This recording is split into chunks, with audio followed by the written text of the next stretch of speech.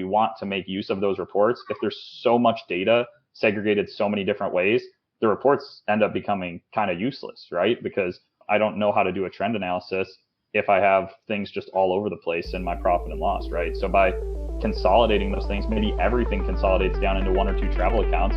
Now I can really see, okay. Growing a business requires a holistic approach that extends beyond sales and marketing. This approach needs alignment among people, processes, and technologies.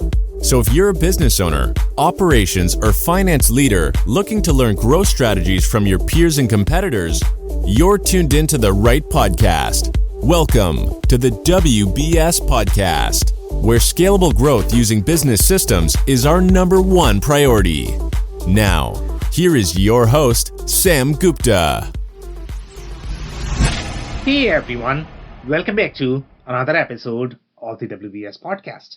I am Sam Gupta, your host and principal consultant at independent ERP and digital transformation consulting firm Elevate IQ. How important is the general ledger to your organization? You might not care until you get a huge bill from your tax department for incorrectly coding an expense. Or you might know that your financial position might not be as strong as you thought. The correct setup of the chart of accounts determines how much admin effort you would have with your accounting. In fact, it's the foundation of the ERP system implementation. If you lump everything under one account, you might lose the insights that you need to be able to find the root cause of financial issues. If you make it too broad, you might enter too much data during your transactions and may have adoption issues among your operations team because of the overly engineered processes. In today's episode, we invited a panel of cross-functional experts for a live interview on LinkedIn who brings significant expertise to discuss general ledger best practices. We discuss the scope and boundaries of the general ledger processes and why the way your general ledger is set up might have impact on your KPIs and operational performance.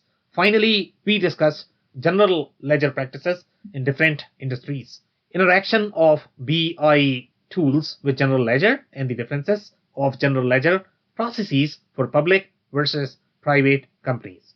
With that, let's get to the conversation. Hello everyone, welcome to today's show. And if you're joining for the first time, this is part of our digital transformation series for which we meet every Thursday at 5:30 p.m. Eastern. We pick one topic related to digital transformation, and we always have an expert panel that is willing to share their insights and wisdom. For today, we have the core topic of ERP. This is what ERP is known for, general ledger. Okay, so we are going to have a lot of fun discussing that. Before we do that, we are going to start with everybody's intros. I'll start with my intro. If you don't know me, I'm Sam Gupta, principal at Elevate IQ. Elevate IQ is the independent ERP and digital transformation consulting firm, and we literally live on general ledger. So obviously that's going to be a lot of fun. On that note, I am going to move to Abu for his intro. Thanks, Sam. My name's Abu. I'm a lead. We are a Sage X3 partner for the last 12 years. I lead a group called Pane. We serve a wide variety of clients all across North America. And especially, we have a lot of good stories about GL and mismatch between inventory and manufacturing entries and all of that. So good to be here and glad to be on the panel. Okay, super excited about those stories. Thank you so much for being here, Abu. Nirav, can I ask you to introduce yourself next? Yeah, Nirav Shah. I'm CEO of AdService ERP. We're a premier Acumatica partner. We've been implementing ERP for about 20 years now, all various different industries. I have a great story to tell here today regarding General Ledger, so stay tuned. General Ledger could help you increase your sales.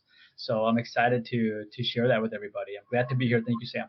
Could not agree more, and a lot of people don't understand how that works, so hopefully the story is going to teach them. Thank you so much for being here, Nirav. Ben, can I ask you to introduce yourself next? Yeah, definitely. Ben Cole, president of ERP Connect Consulting. I think this is my second time on the podcast now, so good to be back. We're a Microsoft partner, specifically focused on the design, implementation, support of D365 Business Central. And of course, with that, the backbone is General Ledger. So excited to be here and chat more about that today. Awesome. Thank you so much for being here, Ben. and Paul joining for the first time. Would you like to introduce yourself next? Sure. Thanks, Sam. My name's Paul. I'm the founder of Optimal Data Consulting. I help companies that are moving off of QuickBooks migrate their data to NetSuite. So work a lot with the accounting teams to make sure map and get all the data migrated over. So excited to be here. Okay, amazing. And we have four superpowers right now, and all of you are probably competitors, which is what makes it fun. This is going to be super educational for our listeners. And if you're in the audience and joining for the first time, make sure you guys post your questions and comments. Our goal is to cover them during the show. If you run out of time, we'll make sure that you are going to receive your answers. On that note, I am going to start with Abu with the first question. And that is going to be, let's say, if people don't understand the scope and boundaries of the general ledger, where should the process start? What should be sort of, sometimes, when I look at the general ledger, people are only thinking financial reporting, but they don't sort of understand. And that's why I'm going to be super excited to hear Nirav's story as well when he talks about impact on sales, because general ledger is everything when you think about it. So do you want to paint the picture and the context for general ledger, Abu? Sure. I mean, general ledger can be simple to something extremely complex as well, right? Yep. If you look at it from a bird's eye view, it's something to capture accounting values, right? Sales, cost, expenses, and if you start spending too much time on it, it can grow very big very quickly. I've seen general ledger accounts which have like 700-800 GL accounts for a couple $100 million companies as well. So it assists you in helping you. The main purpose of GL is to track and report on all the financial transactions, the ability to report on costs, and making sure that the values that are recorded in the GL match with your upstream transactions. So, for example, if you're creating invoices, you invoice $1 million, are those $1 million being reflected in the general ledger as well? Theoretically, it should always match, but as a lot of our participants here will see that there are often a lot of discrepancies between the two. Commonly, the biggest challenge in creating a general ledger is making it sufficient and concise enough to not get too large to manage, but also having enough detail so that you can report on it at a granular level that you require for management reporting, for financial reporting. If you're a public company, that has its own sets of challenges. And then, the other key challenge over there is obviously, making sure that all the upstream transactions from manufacturing, from inventory control, from sales, from procurement, they're all reconciled down to the GL. Okay, some very interesting insights there. And the key theme that I am hearing in your conversation, sometimes when people think of general ledger, sometimes they say that, just keep it simple. And just by keeping simple also could be problematic in my experience. What I'm hearing from your conversation is going to be, it's probably going to be a fine balance that you need to have across the board to be able to get the right insight. If you keep it too simple, then you are probably not going to get the insight. But if you are going to be too detailed, good luck with those. Yeah, Go ahead. Yeah, absolutely. I mean, it depends on what kind of company you are, whether you're a small private company or you're a large public company, very different set of reporting requirements. It also depends a lot of time driven by your system, right? A lot of time the ERP system you're using cannot, accurately capture all the way you want to look at data. So, then you need to go, drill down reporting at the GL level. You want to make sure that GL is capturing all those details. So again, it's a fine, balance between the size of the company, its reporting requirements, right? So if you have taken venture capital, if you have taken large bank loans, they require very deep and granular details, which makes it, much more difficult to reconcile everything and report to them. If you're a public company, again, in public company, if you're NASDAQ listed, if you're Toronto Stock Exchange listed, two different set of reporting requirements. So everything drives down, the kind of system you're using, and then you have to choose the right balance. Okay, amazing. So obviously we are going to come back to you, and we can probably review some of the stories that you might have in terms of the differences between your public reporting versus the private reporting. I think that's a huge difference overall, the way they are done. So I'm actually going to come back to you, but I'm going to come to Nirav right now, and I cannot wait for my story. Okay, so first, obviously the context, if you have anything that you may want to add, or if you agree or disagree so far what Abu has said. So just provide the context, and then I'm actually waiting for my story. Yeah, no, absolutely. No, Abu hit it around the head. It is a lifeline, right? The purpose of the general ledger, obviously, everybody knows, to collect financial information. There's thousands and thousands of transactions that happen per month in the ERP system, and where does it all roll down to, right? Yeah. It has to be reflected accurately, and clearly in the general ledger, right? That is a base. That's the foundation of the ERP system, right? If a good chart of account is thought out on how we're creating that base, it's going to help spur better decisions throughout the system, such as how are we going to create our items? How are we going to create, customers and vendors? And what type of reporting do we want to do with these kind of static records back into the general ledger, right? Because the general ledger is just not credits and debits. There's a lot of information in there that you could pull out and use properly for your business, right? You get real-time insights for your business, right? Find CFOs, a lot of upper management that we use the general ledger and the sub-ledger behind that to essentially write dashboard reports, right? Through Power BI, other nice BI tools, and this is all real-time ERP reporting. They don't need to get to what is the source production order number, what is the sales order. They want to know, what is my AR balance and why did it go up and down here? What is my sales? Why did it go up and down? Let me drill into that. Let me find what culprits or what is going on with that data, essentially, right? And that all makes the business better, right? When I said general ledger could help increase sales, the general ledger is just not a set of numbers at the end of the day. A lot of customers some accountants, maybe they'll set it and forget it. Okay, we know that there's some transactions hitting every month. We know that there's manual distributions happening to our sets of expense accounts. Maybe they're a standard cost type of environment that they have cost variances that they're managing in the general ledger, such as cost variances, material variances, subcontracting variances, right? All these variances, right? But they just let that hit, right? And they really don't take any actions on it. If you really take a look at what the general ledger is telling you, you could pull out inefficiencies in your business. Pull out inefficiencies on why are we spending more money in certain areas, right? Why is purchasing ordering too many stamps? Why is manufacturing ordering way too much oil, right? Or why do we keep getting this big material variance or labor variance for our production orders, right? What's going on? Do we not have the proper equipment on our floor, right? Is our equipment outdated?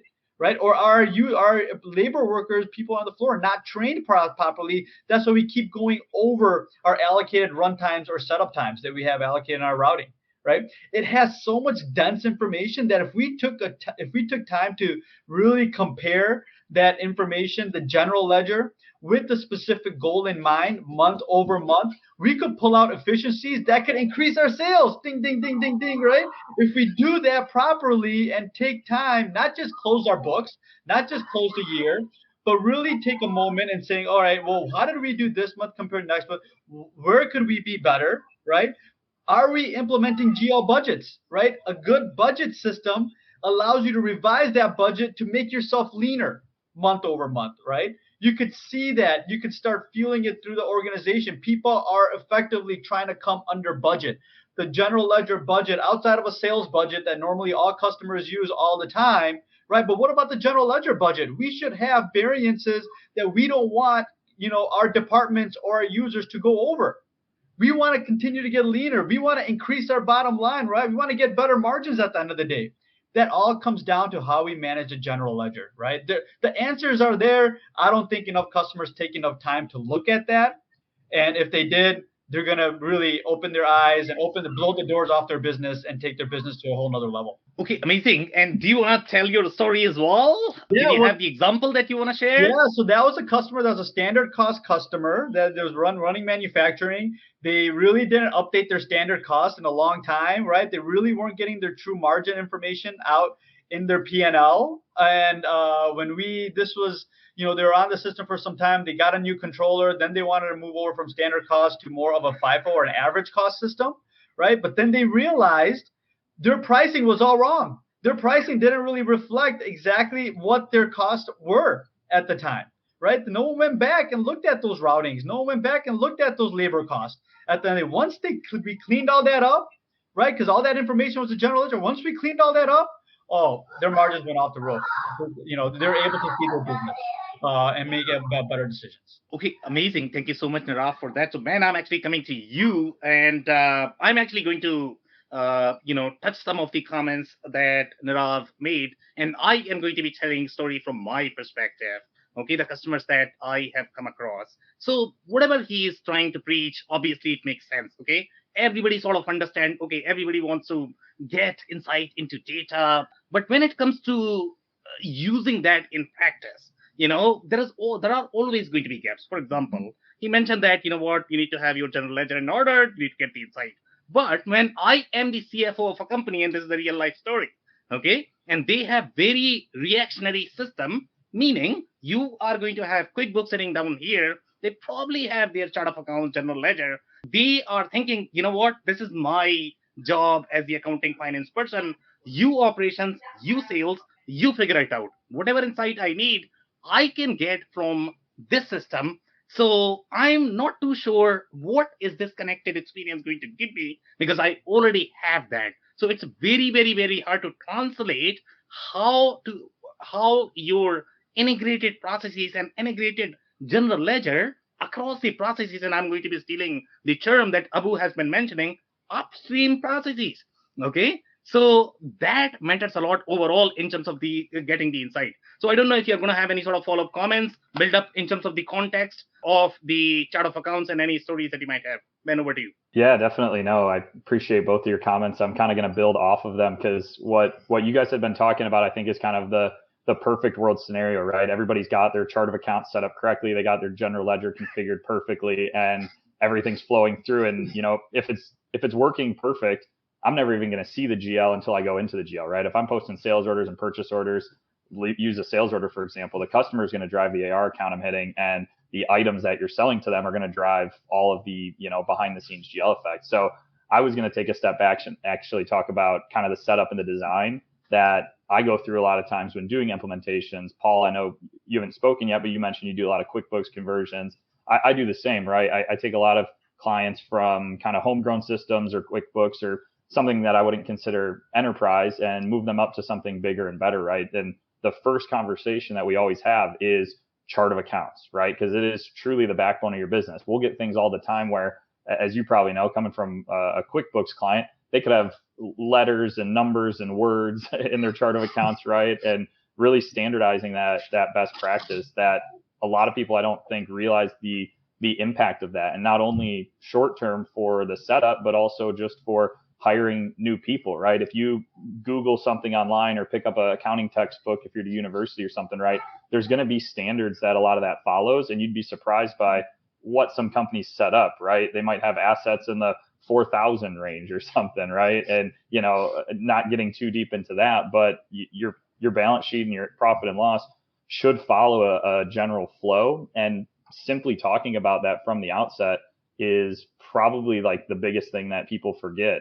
And as you're coming from another system, people don't like change. So if they can keep their chart of accounts the same, they will. And what I'd like to focus on a lot before we even talk about sales or purchasing is what at a high level are the reports that you want to generate at the end of the day. That will help us kind of back into our chart of accounts. Abu, you mentioned kind of, somebody might have 600 or 1,000 or 2,000 accounts, right? That's overkill. I was working in Dynamics GP 5 or 6 years ago, and they had one of my clients had a 6-segment GL string, which a lot of ERPs now have dimensional kind of reporting and analysis there. But when you're using a string, they were tracking like so many different things. They literally had probably 100,000 different combinations, and it was just absolutely insane what they were trying to track. So I agree that we want to simplify down to the lowest common denominator that we can, while still giving absolutely as much insight and control that we can. There's a lot of drill downs in a lot of different ERPs these days, right? So we can use the general ledger to start and say,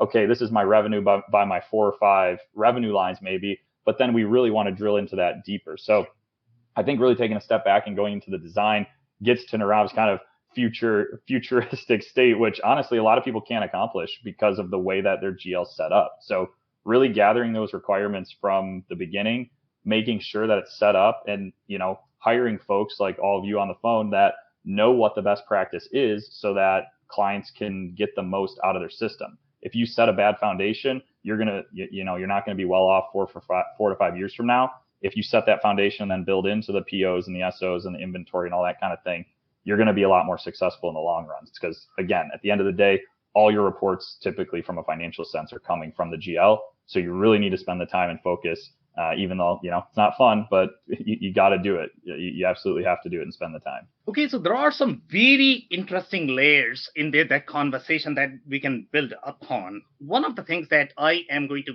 peel further typically is going to be, so you mentioned that, whenever I am going through my ERP implementation, chart of accounts is the first thing that I am going to be asking. And I don't know whether you have dealt with any of the mom and pop businesses, especially family owned, and sometimes they might not be mom and pop. Typically, when you use the term mom and pop, it's almost like, okay, maybe they are 1 million, 2 million, 3 million. But I am talking about family run businesses that probably are doing $100 million in revenue. Okay. And when you are going to be asking about the chart of account, they are going to say, whoa, nobody has seen my chart of account so far. Okay. Even my accountants, they don't know about chart of account. The only people who have access to chart of account is going to be the people who are sitting in that room. And that's it. I mean, nobody else has seen. So again, as a consultant, why do you need access to chart of accounts? So do you want to describe a little bit more why it is important to have access to chart of accounts and why that drives your operational performance? In fact, sales performance, as Nirav has been preaching so far. Ben. Yeah, definitely. Like I said, kind of everything's intertwined, right? So by setting those pieces up, the first comment I started with is, if you have that all set up correctly and you're processing, purchasing, and sales and all that kind of stuff, you're really never seeing the chart of accounts. So I totally agree with you that, the only people that are sometimes seeing that are probably the people in accounting. Your salesperson or the person receiving the inventory in the warehouse, they're never going to see the GL accounts. And honestly, they probably shouldn't, because there's more room to mess things up, right? If you can build that well-oiled machine so that in the background you have, in my world, everything's tied to a posting group. So customer posting group, vendor posting group, inventory posting group, all those are driving the GLs behind the scenes. So if those are set up correctly from the very beginning of the project and we have a discussion on it, we don't have to worry about it longer term. And again, kind of the end goal, obviously, that we've been talking about is, what can we generate from an analytics and reporting standpoint? And by, again, going into that in depth, really capturing what are your revenue streams, what kind of cost of goods kind of lines do you want to track? What are your SG&A expenses? How do you break out assets? How do you break out liabilities? What do you want to see on a balance sheet? What do you want to see on an income statement?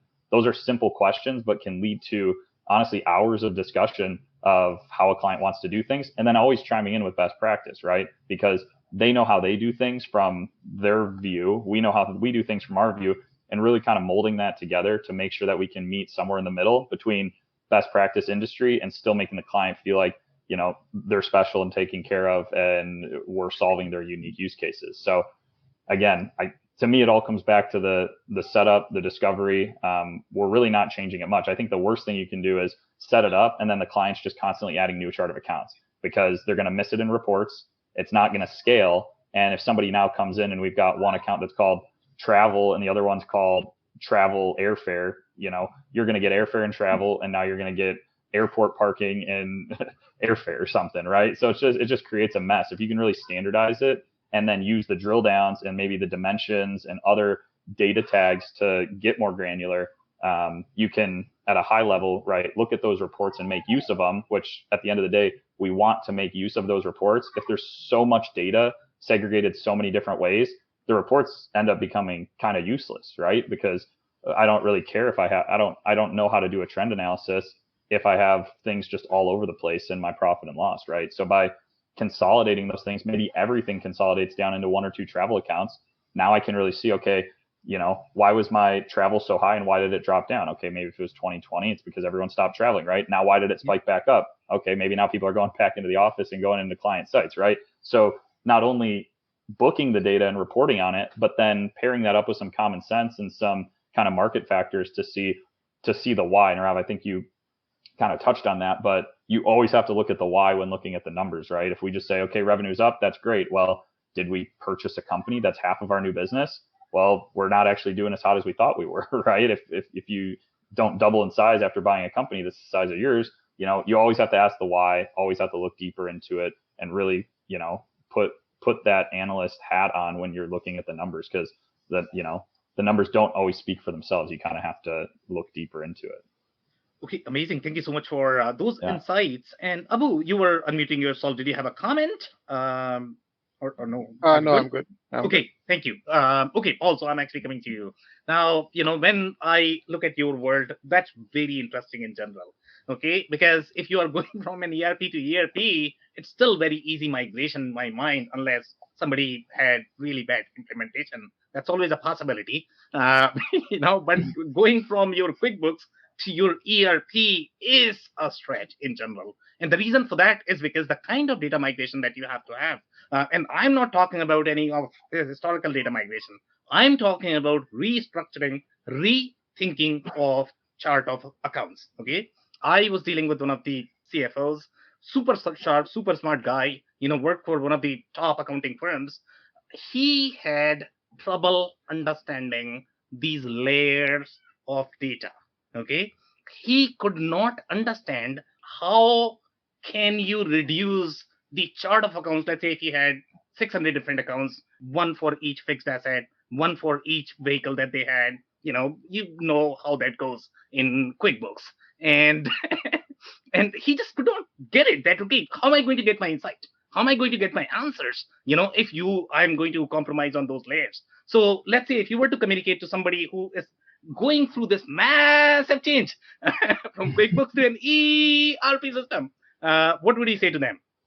Oh. Yeah, I think the first thing that I would recommend is to actually define all of your accounts, right? So it's like actually going through the process of working with FP&A, working with management, working with the auditors, and kind of saying, okay, like let's add an actual definition to travel with airfare, or like, I come from the biotech industry, and so it's like, what's a lab supply versus, a lab consumable versus like shipping costs, right? And so we, put a definition, and then that's going to really help your end users, right? So we had scientists who are, submitting requisitions, and they have to select a code. And they're like, well, I don't, this could be in like 4 different categories. So, but if you've done the work and you put together a definition list, right, then the scientist, codes the requisition correctly. And then when it flows through the transaction process, right, when it gets to be a vendor bill, it's coded correctly. And so then you as, accounting or management, you have real data that's been coded correctly. And that exercise, is very challenging, but I think in the long run, it does pay off at the value that you're getting from your reporting system. So I think it's thinking about, adding the definitions not only to GL accounts, but, departments or classes, if you're using those, or other custom segments. I think to me, that's because otherwise it's just garbage in, garbage out, right? Like, and, I had a client that, they had, 5 different QuickBook files. And across all 5 of those subsidiaries, they had almost 1,000 GL accounts. And it's just like, I don't know how anybody can know what each of these accounts are, right? Like it just becomes a nightmare. And how do you make business decisions when, you're trying to manage, a chart of accounts that has 1,000 accounts? And so, I find like, an ERP implementation is a great opportunity, to kind of help coach people and say, hey, well, let's trim that 1,000 accounts that you think you need. Like, let's just start and try to get that down to, 500, right? And, and that's a lot of what I, tend to do for my clients, is really help, get people on board with, okay, hey, how do we kind of start that process? Okay, amazing. So a very interesting commentary there. And obviously the people who are not going to be familiar with the lab field or the pharma field, biotech, it's going to be slightly newer for them. And one of the things when I'm dealing with retail or biotech, when you are working with the scientist, and one of the comments that you had made, that scientist is responsible to code in the right manner so that accounting can take over so that it's really coded in the right category. Now, if you think about it from the business perspective, right? Some people might think that, what are scientists doing with the accounting codes? Why does it matter? Okay, so let's say if you were to sort of coach them that why this process needs to be connected, because in a lot of businesses that we deal with, typically the systems are completely disconnected. They are going to say, you know what, scientists, go do your stuff. Accounting, I can figure out anything. Whatever you are going to do, I'll take care of that. Don't worry. That's how most businesses operated traditionally. That's a very legacy accounting mindset that, okay, business, do whatever you have to, sell at whatever price you can. I can fix anything. I'm accounting, I'm bulletproof.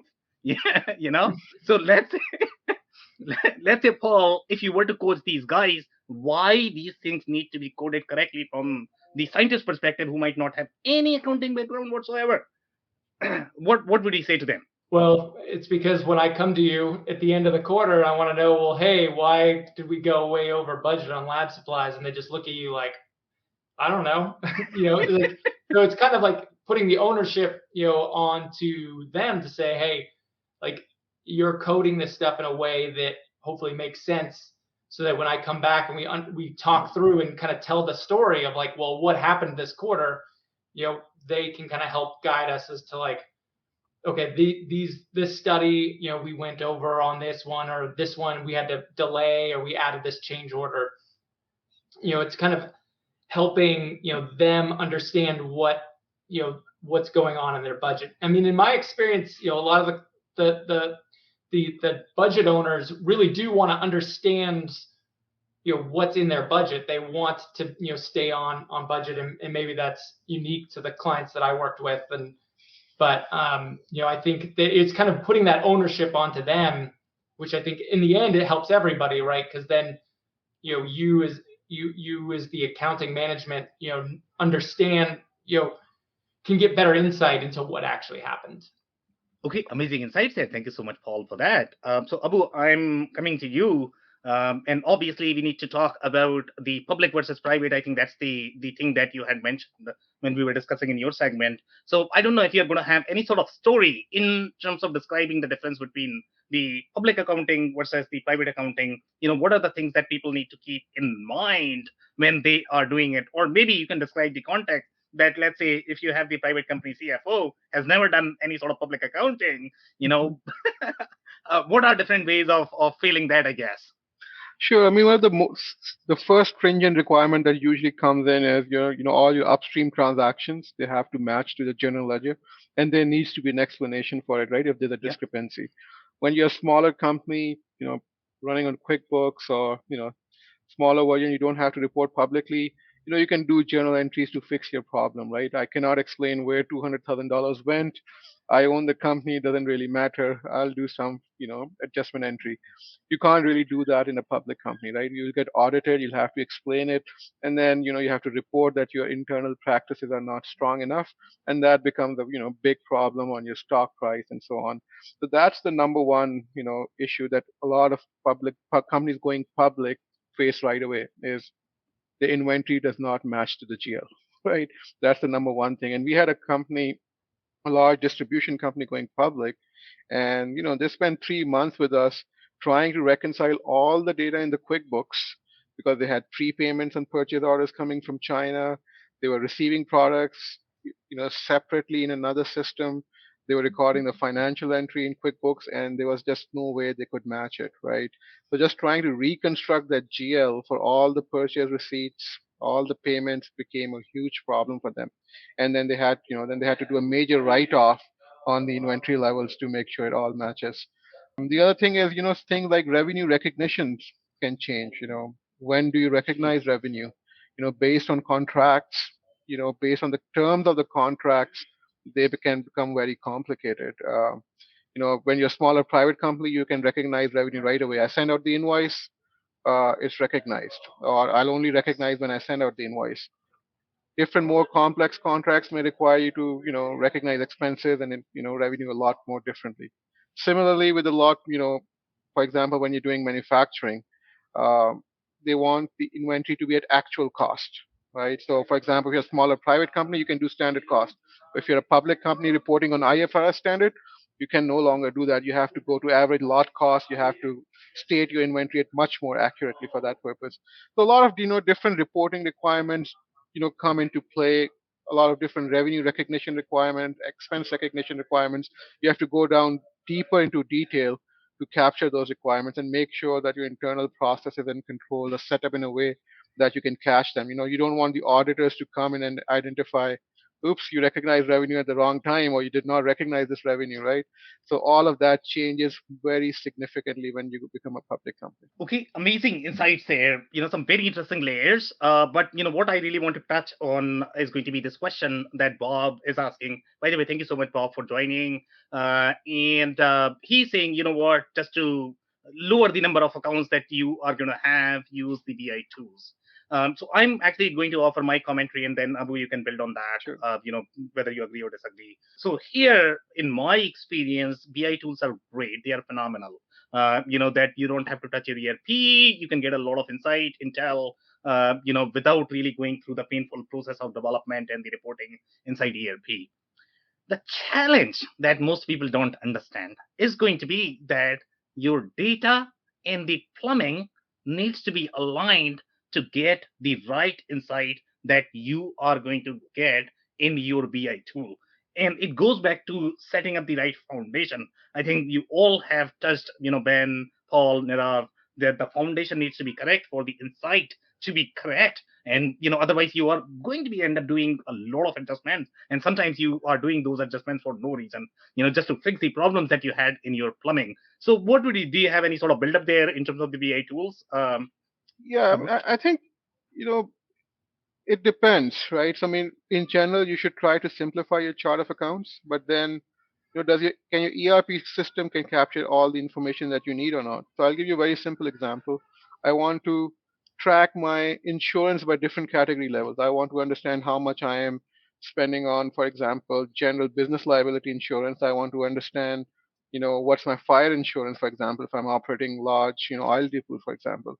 I want to understand it by site. And guess what? The same insurance company is billing me everything, right? So most BI tools are not intelligent enough. Sure, you can talk about a lot of NLP and AIs and all of that stuff, but they're not at that mature stage, right? So now the BI tool cannot really go in and look at the data and figure out, was it fire insurance? Oh, guess what? Somebody forgot to type fire. They spelled fire wrong, right? No, you have to try to develop tools that the BI is going to catch the fire insurance spelling correctly, right? So it becomes very complicated very quickly. So it depends on the tools that you have. People try to use dimensions, for example. Instead of using sub accounts or classes of subclasses, they'll tag a piece of information on the invoice, for example, or the upstream transaction saying, this is this kind of insurance, right? So again, can your tool or ERP system capture all those minor details in the upstream side of the business or not? And then again, on the BI side, there are lots of limitations on how you can, slice and dice the data. And there are lots of fancy tools out of there, where users can drive a lot of reporting, but ultimately maintaining BI tools can also become very complex and very costly in the long term, right? As soon as you need a reporting change, they'll give you, oh, the data warehouse doesn't work. You have to add this fact and dimension, and oh, it's not there in the upstream, right? So a lot of complications come in, and it becomes very complicated. So again, I would say it's always a balance between everything, right? What your business is, what tools and processes that you have, and then you can, make a chart of accounts. So for example, if you're using QuickBooks, you don't have a choice but to have a large chart of accounts, right? So using a more advanced system, perhaps you can get away with it. Yeah, could not agree more. Thank you so much, Abu, for that. So, Nirav, I'm actually coming to you, and we are going to be touching up on the same conversation that you have been trying to preach. And sometimes, I try to preach as well, but nobody listened to me, to be honest. Okay. So I'll give you a story, okay? And sometimes it's very, very, very hard to communicate why ERP matters, and I'm pretty sure you guys are sort of you have similar challenges as well. And sometimes, especially when you talk about these modern best of breed systems, that you need to have these cool tools, but you know what? You need to have your foundation to get your inventory and chart of accounts right. So personally, I struggle a lot. Okay, I'll tell you a story though, and this story is going to communicate the importance of those connected, chart of accounts, and then maybe you can share some commentary or the story. The story is going to be, I did one interview with one guy, and he said, they sold their business, but they had no idea that they forgot to account for 100,000 worth of inventory. And I'm like, hold on, how is that possible? Because in the accounting world, if you have closed the books, because if you're selling your business, they must have asked for some sort of financial statements. And financial statement, you have to reconcile the books. How is that possible? Right?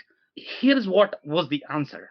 Typically, if you look at any of the retail businesses, how they do the business there is going to be operations guy, sales guy, POS, deal with it. I'll take care of the accounting later on. In fact, they are not even recognizing the inventory as it is receiving.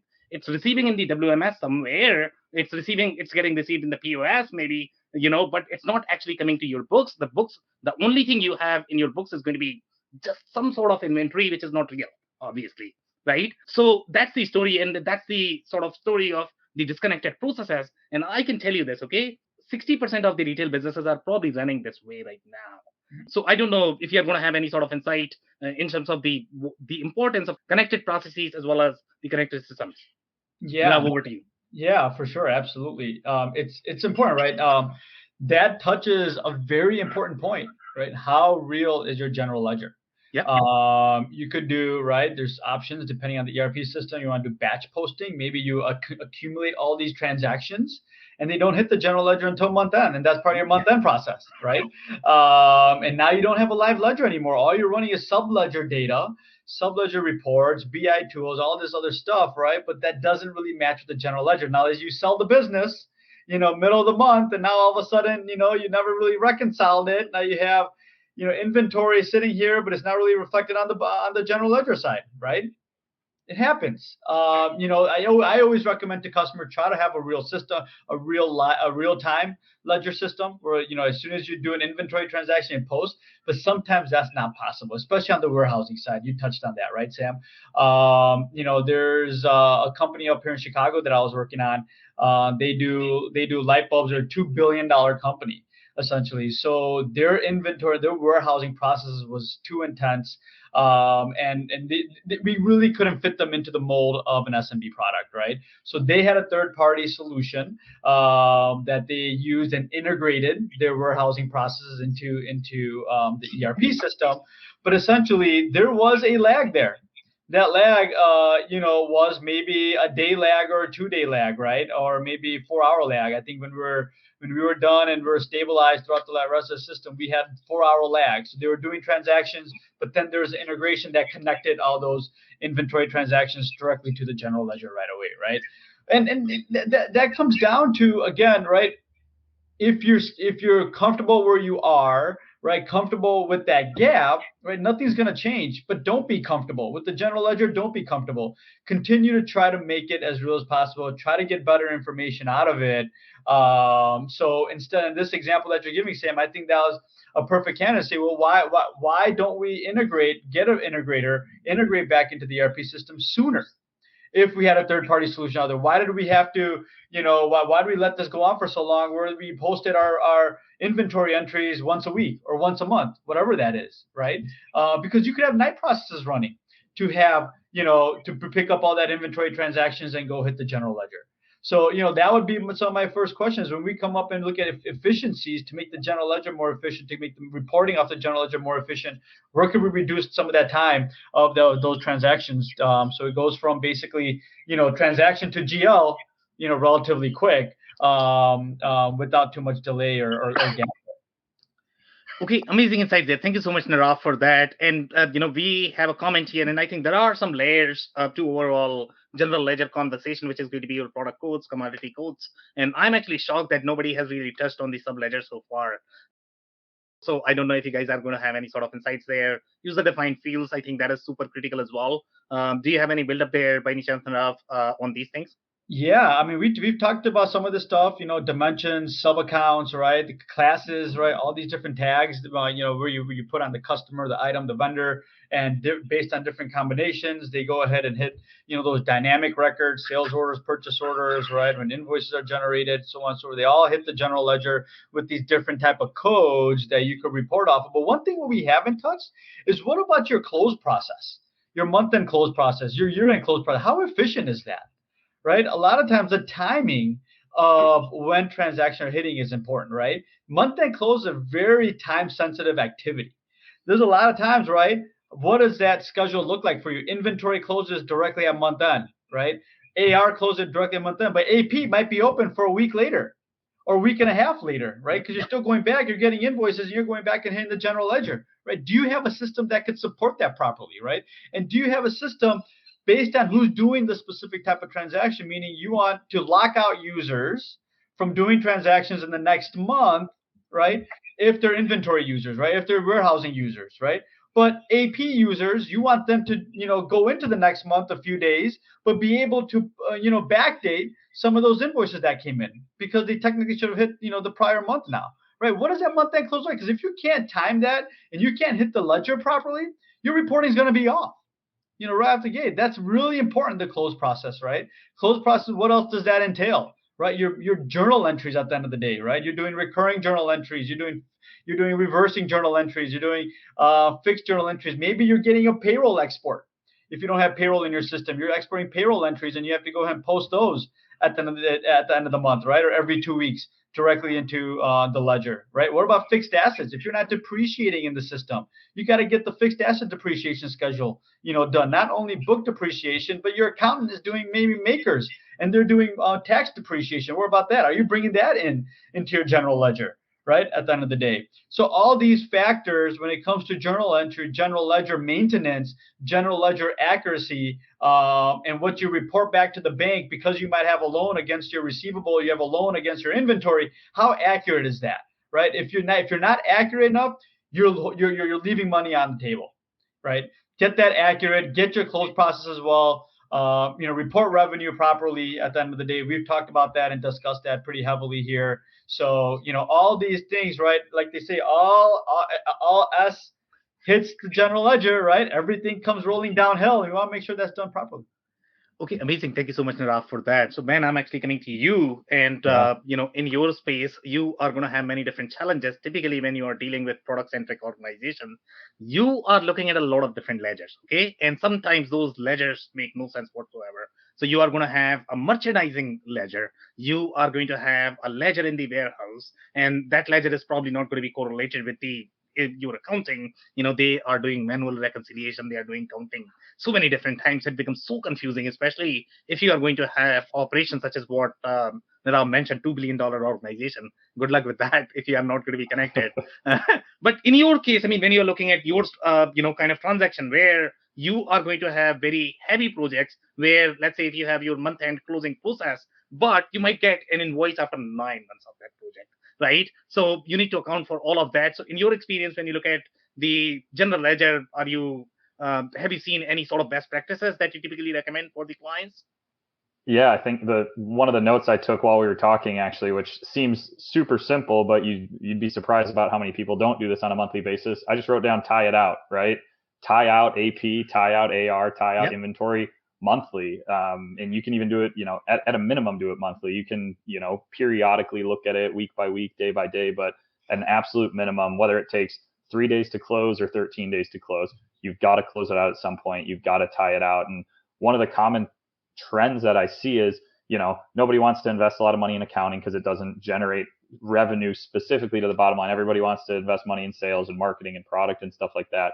But what I found is interesting is nobody's ever got the time or the money to do it right the first time. But when you want to redo it or something gets screwed up, then everybody, throws all hands on deck, and it probably gets more expensive for the total cost of ownership. That's the other thing that I wrote down while we were talking.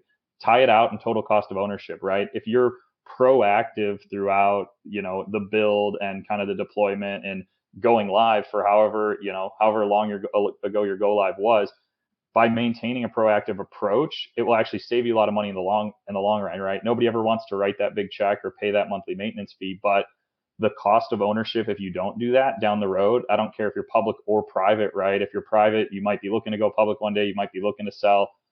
Who knows what you're looking to do? But at one point in time, somebody's going to ask you for accurate financials that are on an accrual basis, that are tied out to your subledger. And if you don't keep up with that, it could be a couple $100,000, right? And I don't think people realize that. They think, like we talked about, it's just general ledger. we're kind of the masters of the general ledger. We can make anything happen, do some journal entries, all this. It's not that simple, right? And if you get a couple CPAs in there, a couple accountants, a couple consultants at, whatever their hourly rate is, that bill is going to be huge just to do a reconciliation effort. And that's one of the things I tell my clients. So I don't only implement, but I'll do some kind of finance and accounting outsourcing for them as well, because I preach kind of the benefits of being proactive and doing that on a monthly basis. And I say, hey, sure, it's an extra charge per month, but I can guarantee you without a doubt 3-4 years from now, when somebody asks you to do this, you're going to get a $100,000 bill just on your desk to reconcile it, which is going to pretty much add no value besides getting caught up, right? So tie it out, look at the total cost of ownership, be proactive. I think a lot of the things we talked, could be potential band-aids, right, if you don't fix them. And then the only other thing I want to talk about, going back to our earlier Power BI discussion, the number one question I ask when building something in a Power BI or any BI tool or any reporting tool in general is, if I go back and change something in my ERP or my general ledger, will the report still work, right? It's a simple question to ask, but a lot of times, and I've seen this at clients before, right? They build a P&L in a BI tool or some reporting tool, and then they go add a new account. But in the reporting tool, they hard coded every account that they want to pull into that report. Well, if I add a new account outside that range, now my balance sheet doesn't tie, or my profit and loss net income doesn't roll to my balance sheet correctly, right? So if I change some of the structure, will my report still be okay? If the answer is yes, you've built a very well, robust, kind of scalable tool.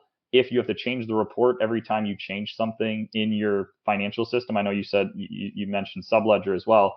No matter where I change it, if the report has to change, it's probably not a scalable report. But again, going back to everything, tying it out, setting it up to scale. When looking at your subledger, I think drill down capabilities are huge and very important, because I'm a proponent of simplifying the chart of accounts like we've talked about, and using drill downs and using subledgers to find that other data and building reports that are scalable in order to find things.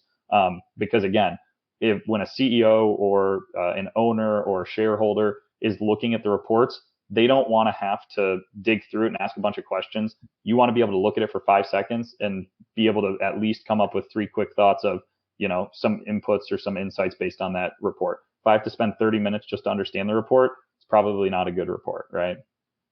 Yeah, so some very interesting layers there, and one of the most interesting layer that I found there is, about verifying when you are going to make any changes in the ERP system, whether your report is going to be intact or not. And when you are looking at these cloud systems, now things can be changed overnight, and you are not really doing that. It's your vendor who is doing that, right? So I don't know if you have seen any sort of issues, because now, my report was working yesterday.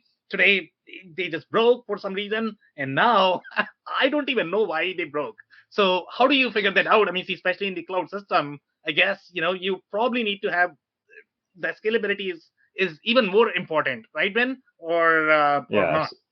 Yeah, no, absolutely. I think the scalability is always the biggest reason that people are kind of moving, right? They're growing. They don't want to have the growing pains, or they want to minimize the growing pains, and they want to have something that scales with their business. So I get calls like that, or I get calls like that all the time where, hey, my report's working yesterday. What happened? And it's probably not something that they updated, right? It's probably somebody else in the accounting department or sales department, or just somebody who edited something and didn't tell anybody, right? So there's a lot of ways to do that. You can run change logs to track who's changing things. You can kind of create some tools and reports to do some comparisons. You can look at versioning between things based on like what system you're using. So there is luckily ways to find it and pinpoint it quickly. I'll say, it might still take 15 or 20 minutes to dig into it, which is 15 or 20 minutes, you probably weren't planning on spending, and it can add up if there's a lot of them. But I think keeping some of those, communication lines, and really at the end of the day comes down to training sometimes, right? And communication internally with the team. Don't just go change things. Maybe build security around who should be changing it, so that there's one person who's the point of contact and the point of ownership that you can ask, rather than asking me, who is a consultant, right? I'm not in your business every day, but I can look at it and figure it out if I have to. But that can be costly at times, right? So really maintaining good internal controls, maintaining good change logs, and just making sure that, like I said earlier, you're not, like, you really shouldn't be adding chart of accounts on a regular basis after go live. That like adding a new account to the chart of accounts should probably go through somebody that's relatively high up on your finance department. It might not be the CFO, but someone who's managing that on a day-to-day basis, maybe the controller or the VP, like really shouldn't be adding chart of accounts a lot after go live unless there's a good reason to, because again, like Abu said, all the upstream and downstream effects of what that addition is going to do, it could be costly to rebuild or change all the reports because you added one GL account, right? Could affect 20 reports. Who knows? It all depends client by client. Yeah, actually, I'm just going to add some to that, Ben. I think that's a great point. What we started doing and started implementing a lot more is adding workflows on top of adding new chart of accounts. So when you add new chart of accounts, it goes through an approval process and may go through multiple people, but it's going to be the people that know which reports they're running. So, they understand as part of the workflow that they need to add these details back into these reports so all these reports start balancing instead of someone just going off adding something and there's no visibility of who added it when they added it unless you have the change log and things like this turned on. But workflow is also important, to get the proper approvals in place, not just letting anybody go in there with permission to ensure that you got the right approved accounts getting set in the chart of accounts.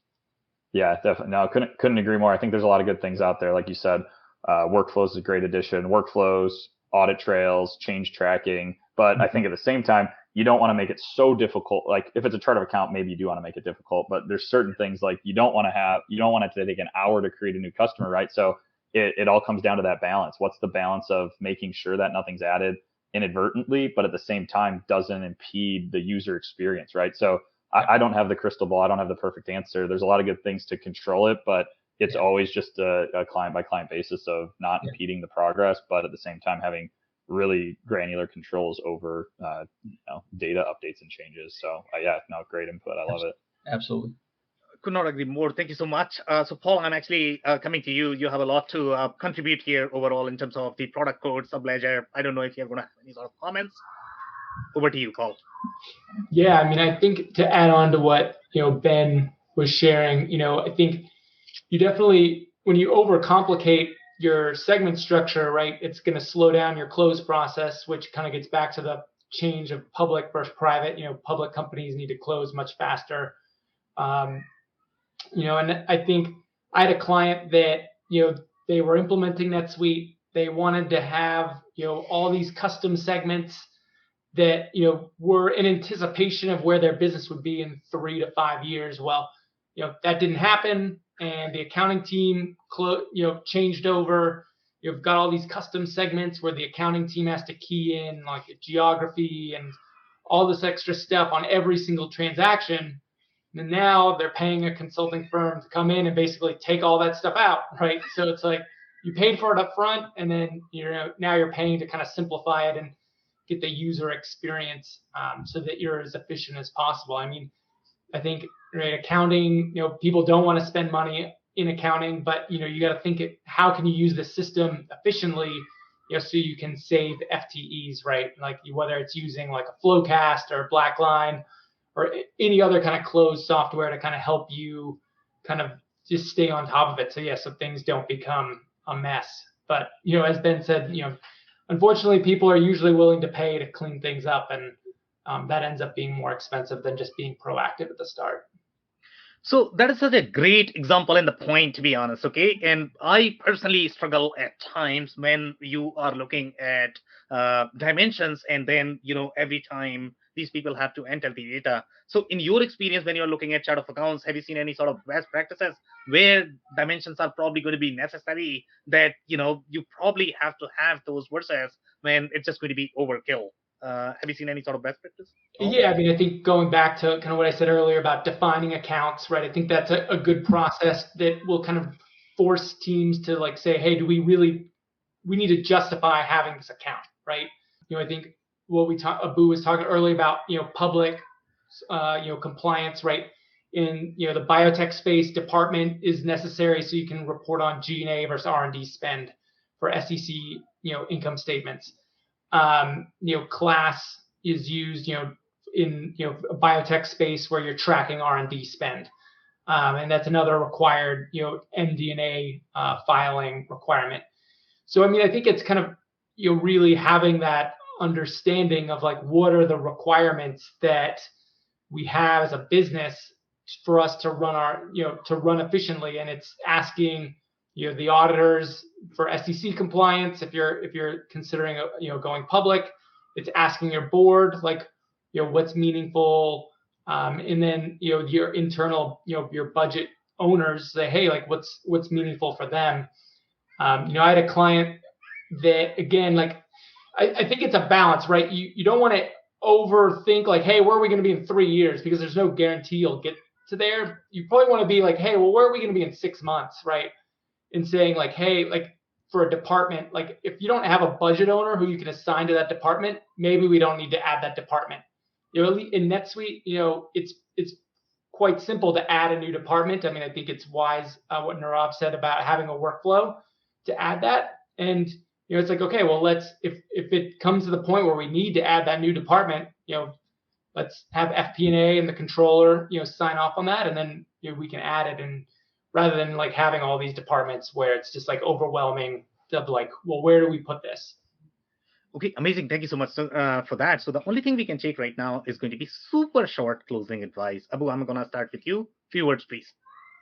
I think it, choosing the right chart of account depends on your company size and the situation you are in, and that should be factored in when making that decision. Could not agree more. Thank you so much. Nirav, super short closing advice, please. Yeah, chart of accounts, GL is not a put it together and forget it type of thing. Take your time, review it every month. Try to get leaner, try to get better. The information is right in the detail of the ledger. Could not agree more. Thank you so much, Nirav, for that. Ben, super short closing advice, please. Tie out your subledger to your general ledger. Could not agree more. Thank you so much. All closing advice. Yeah, keep it as simple as you possibly can while getting the data you need out. Okay, amazing. Love it, guys. So that's it for today. If you joined for the first time, this was part of our digital transformation series, for which we meet every Thursday at 5:30 p.m. Eastern. So make sure you guys are going to be here next week. We are going to come back with another topic. On that note, thanks everyone for tuning in tonight. Thanks for having us. Everyone. Thank you. I cannot thank our guests enough for coming on the show, for sharing their knowledge and journey. I always pick up learnings from our guests, and hopefully you learned something new today. If you want to learn more about Abu Asef, head over to PanniManagement.com. It's PanniManagement.com. If you want to learn more about Paul Giese, head over to OptimalDataConsulting.com. It's OptimalDataConsulting.com. If you want to learn more about Nirav Shah, head over to ADSRUSERP.com. It's ADCIRRUSERP.com. If you want to learn more about Ben Cole, head over to ERPConnectConsulting.com. It's ERPConnectConsulting.com. Links and more information will also be available in the show notes. If anything in this podcast resonated with you and your business, you might want to check other related episodes, including the interview with Aaron Spool from Aventus Advisory Group, who describes what it means to have a cash flow mindset in the organization. Also, the interview with Jim Jones, who shares his insights into the importance of tracking meaningful financial KPIs to improve profitability and growth for CPG companies. Also, don't forget to subscribe and spread the word among folks with similar backgrounds. If you have any questions or comments about the show, please review and rate us on your favorite podcasting platform or DM me on any social channels. I'll try my best to respond personally and make sure you get help. Thank you, and I hope to catch you on the next episode of the WBS Podcast. Thank you for listening to another episode of the WBS Podcast. Be sure to subscribe on your favorite podcasting platform so you never miss an episode. For more information on growth strategies for SMBs using ERP and digital transformation, check out our community at WBS.rocks. We'll see you next time.